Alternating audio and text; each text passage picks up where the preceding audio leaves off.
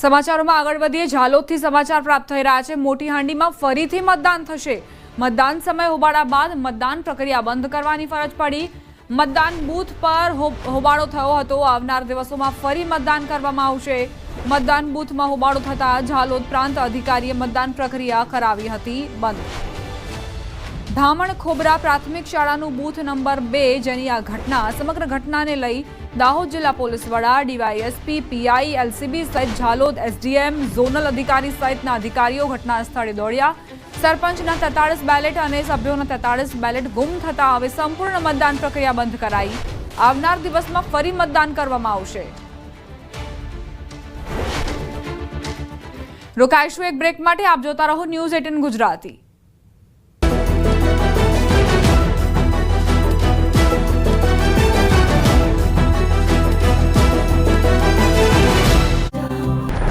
સૌરાષ્ટ્ર અને દક્ષિણ ગુજરાતમાં મેઘરાજાએ તોફાની બેટિંગ કર્યા બાદ ઉત્તર ગુજરાતમાં ભારે મેઘખાંગા થયા હતા। અરવલ્લીના મોડાસામાં મેઘરાજા એવા તોફાને ચડ્યા કે માત્ર ગણતરીની મિનિટોમાં જ સ્થળ ત્યાં જળની સ્થિતિ સર્જાઈ હતી। મોડાસા, અરવલ્લી, સાકરિયા, આનંદપુરા, કંપા, ગિરીટીંબા સહિતના ગામડાઓમાં સવારથી વાદળો ઘેરાયા હતા। બફારો અકળાવી નાખે તેવો હતો ત્યારે બપોર પડતા જ ઘેરાયેલા વાદળો વરસાદ લઈને આવ્યા। ધોધમાર વરસી પડ્યા। અનરાધાર વરસાદથી મોડાસાના હાલ બેહાલ થઈ ગયા।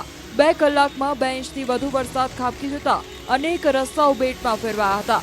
રોડ પર 3 થી 4 ફૂટ જેટલા પાણી ભરાતા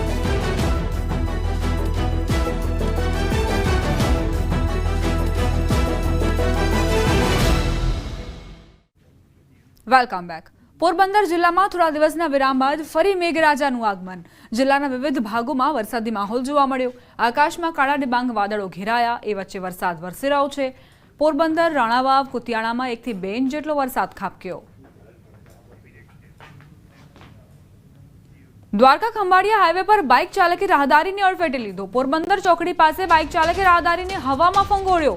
અકસ્માતમાં બંનેને ઈજા થતા સારવાર માટે હોસ્પિટલ ખસેડાયા। અકસ્માતની ઘટનાના સીસીટીવી ફૂટેજ પણ સામે આવ્યા છે। પૂરપાટ ઝડપે કઈ રીતે અકસ્માત સર્જ્યો તેના સીસીટીવી ફૂટેજ જુઓ।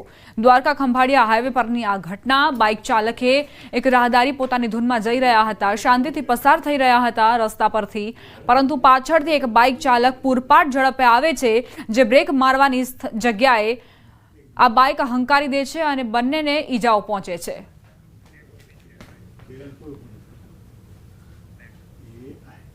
અમદાવાદમાં પ્લેન ક્રેશની ઘટના બાદ